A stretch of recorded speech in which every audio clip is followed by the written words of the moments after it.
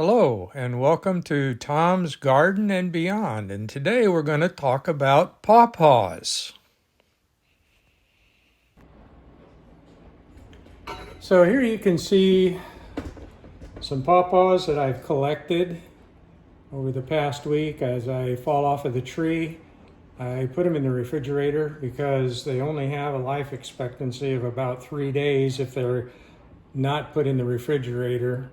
And you can't pick them off of the tree ahead of time because they just won't be sweet and ripe, and you can't do as much with them.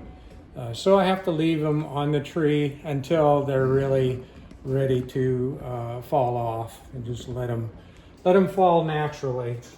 So this is what the Paw Paw looks like. It can get much bigger than that. Here's a bigger one, and you can see in this one I've cut down the middle of the Paw Paw lengthwise, and that's how I begin the extraction process of the seed. So I basically cut around it, just like, I don't know if you do avocados this way, but that's the way I do avocados, is I split it down the middle and then just begin to work the Paw Paw open to where it then exposes the flesh.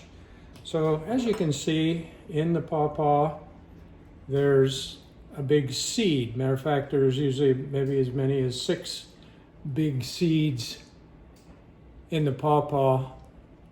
So it makes it difficult to just separate the pulp from the seed. You can see the seeds here and what they look like. They're very difficult. They've got like a membrane around the seed that creates really a pretty hard little thing to separate from the seed. So, and you can see it's just so hard to separate out the seed. You end up with, kind of a mess like this. Okay, so what I've done is I've developed a little bit of a technique that becomes quite helpful in separating the pulp from the seed. Now I do the same thing with the Paw Paw that I do with an avocado, is take a spoon and work the spoon along the skin or the peel of the Paw Paw and just kind of work it out of the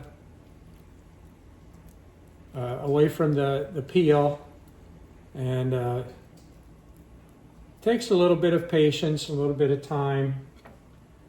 So the peel I just throw away. I don't have any use for the peel.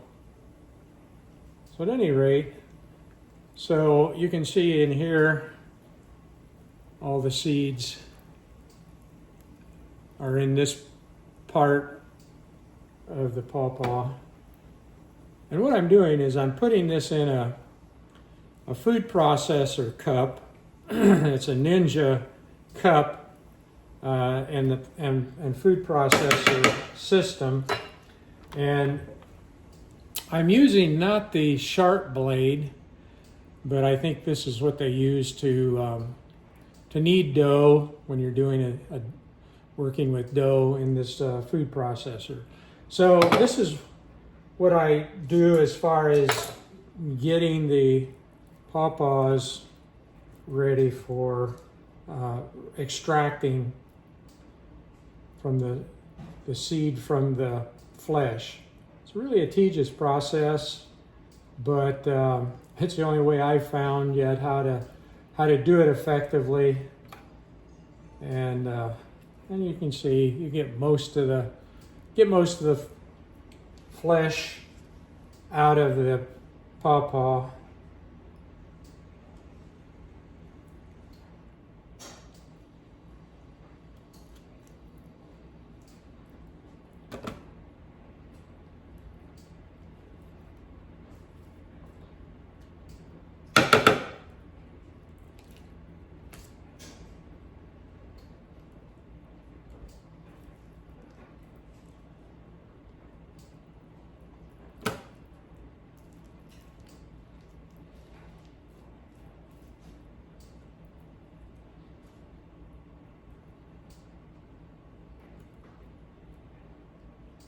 sometimes there's a little bit of discoloration, as you can see in this one. I try to avoid that. I just run the spoon around it.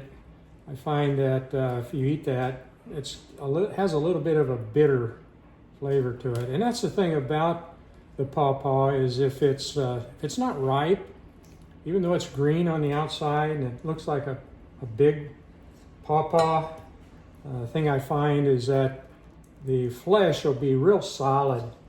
It won't be, as you can see, has kind of a mushiness to it. And that's what you want. You want it in that state. Seems like when it gets to that state, it's got its nice full sweetness and flavor. Otherwise, it's bitter, and it has a very strong flavor. As a matter of fact, it doesn't even taste like pawpaws when they are pawpaws ripened. So, like I said, the best way to wait for the pawpaw to fall off of the tree, that way you know it's ripe. The bad thing is if you're around where there's animals, there are a number of different animals that will seek it out and eat them, or at least it makes them, they take big chunks out of it, and then you wonder if you want to even use it for making anything out of. So rabbits and squirrels and chipmunks and even raccoons have been known to eat pawpaws. One of the things they say about raccoons is that they'll eat a whole pawpaw, and then where they poop, then that's where they plant the seed. So one thing about raccoons is that they can be a Johnny Appleseed of the woods, where they can put new pawpaw groves around. And speaking of pawpaw groves, it's common for pawpaws to grow in what you would call a grove. In other words, there'd be several trees that are in a small area. Typically what happens is that the pawpaw roots will sprout real easily. And when they do that, then of course they form another tree. And it can be, several feet away from the mother tree. And there'll be pawpaw trees. You can have 20 or 30 trees growing up from a mother tree. And the one thing about pawpaws that is interesting is that you have to have pawpaws of a different genetically type of background. In other words, pawpaws will not self-pollinate. They have male and female parts in their flower, but they don't self-pollinate. And so it requires a different genetic line of pollen to pollinate a tree. So those trees that are growing up in a grove, they can't pollinate each other because they're all the same genetic background. So they have to rely on some genetics from a tree that's different from them and somewhere else. The other thing about pawpaws that's interesting is that they don't have the normal pollinators like butterflies and bees. They actually have pollinators that are meant for, well, actually, they're not thought of as pollinators. They're commonly the insects that will gather around dead carcasses and roadkill and that type of a thing, which you don't even think of being a pollinator. But the thing about the flower of, it's a pretty flower. It's kind of a purple flower. If I have a chance, I'll put a flower picture on this video. But it has an odor that smells like rotting flesh.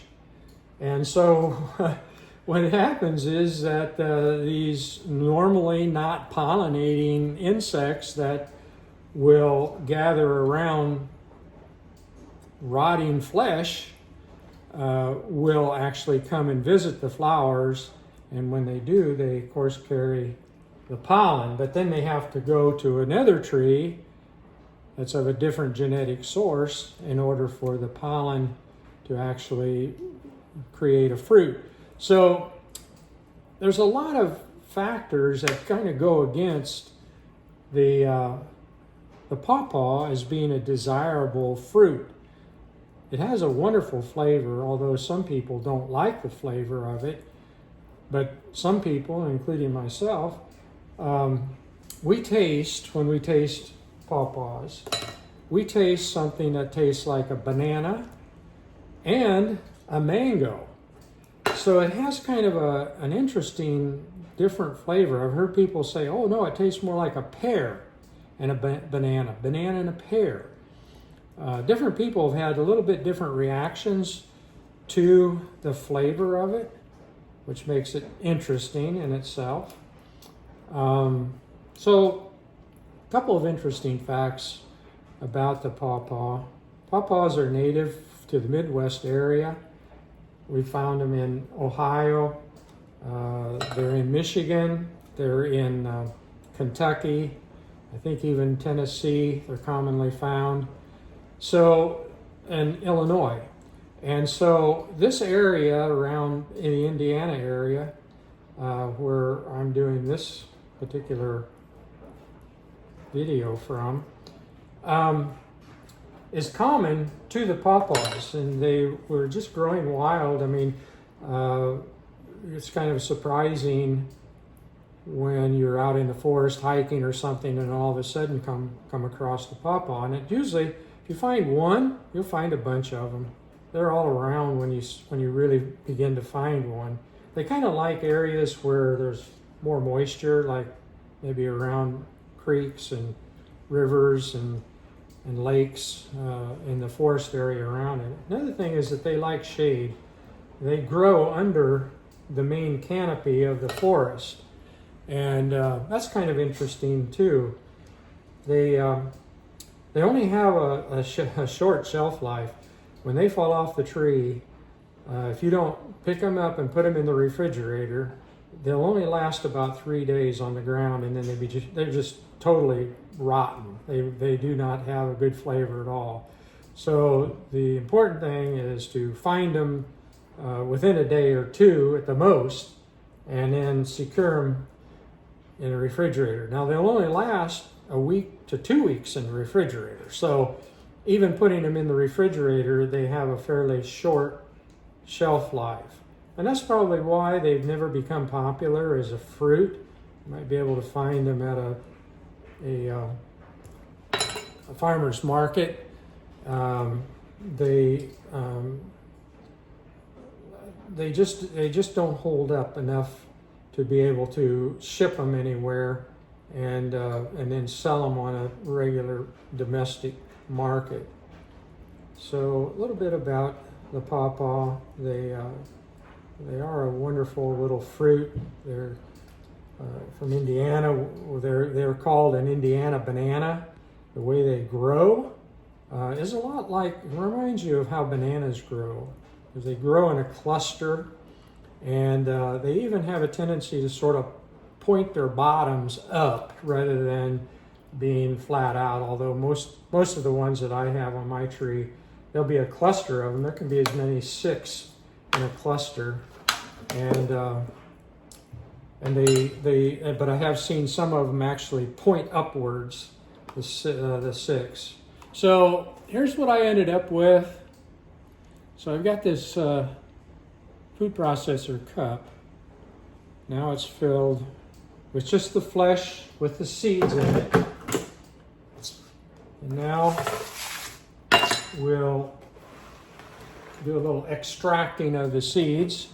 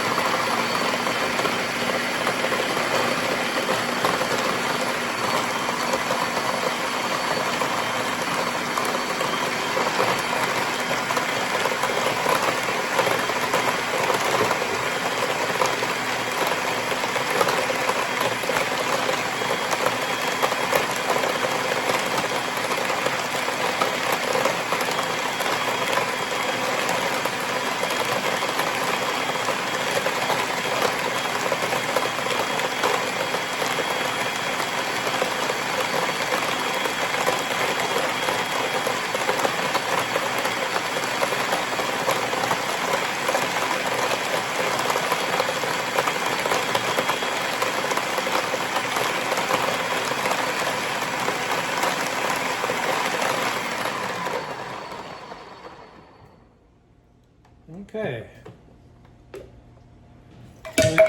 I can watch the activity in the cup. As you can see, the seeds separate. I don't know if you can see that very well, but the seed has separated from that little membrane I said that was around it. And that's what I kind of watch for, is just blend it until you see all of the seeds that are being battered around on the inside come to that state. Then the next thing that I do is I have a pan that I extract in, and I use this sieve to help me separate then the seed from any of the solid material that's not a puree, and that's what I call this. What we have left over is a puree.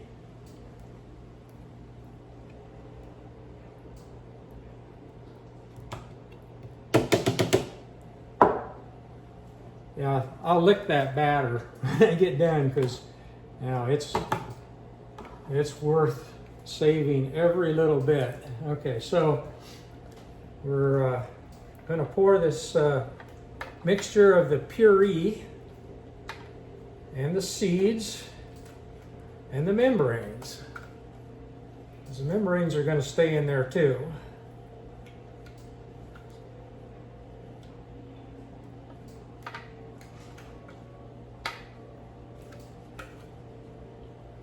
All right, so that's what we end up with in the sieve.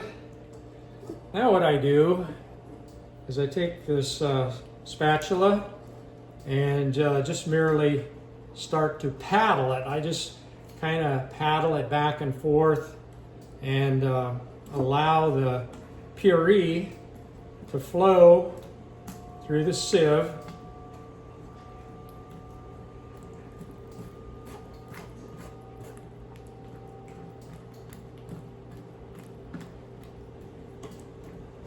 Takes a little patience, a little time. It's well worth it.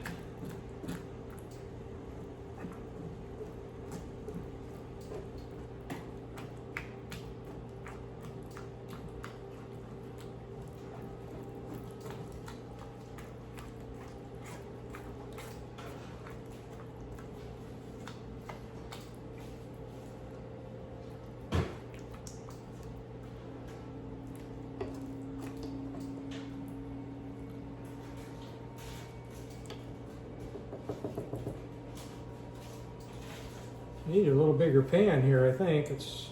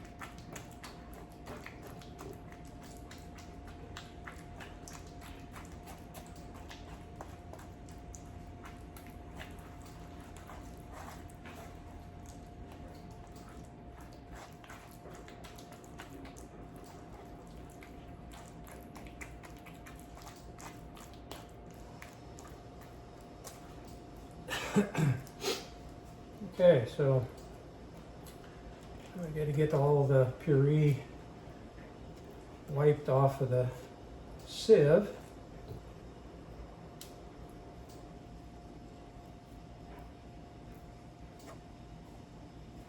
So basically what I'm left with are the seeds and the membranes.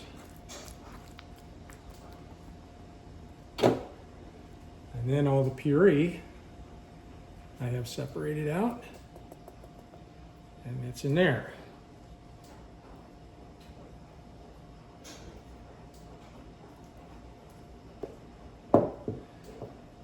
So that's what I do in order to separate out the seeds and get nice pure pulp that now I can put into different things. I've made ice cream with it. We can actually just put these in little small single serving cups and put it in the freezer and freeze it. And then when we want some pawpaw, we just take out the cups, thaw it out, and makes kind of like an applesauce, actually. That's what it reminds me of. So that's how we process our pawpaws. This is the first week of September. This is when the pawpaws start falling, and probably for about another week to 2 weeks at the most, pawpaws will be ripening and falling, and then that'll be the end of them for another year. So thank you for coming to my channel, Tom's Garden and Beyond. This was the Beyond portion of it, and hope to see you again. Here is the pawpaw flower, and I'm showing in this instance where I'm actually cross-pollinating. To learn more about pawpaws, this book is an excellent book. It goes into everything about the history and even some of the science involved in pawpaws.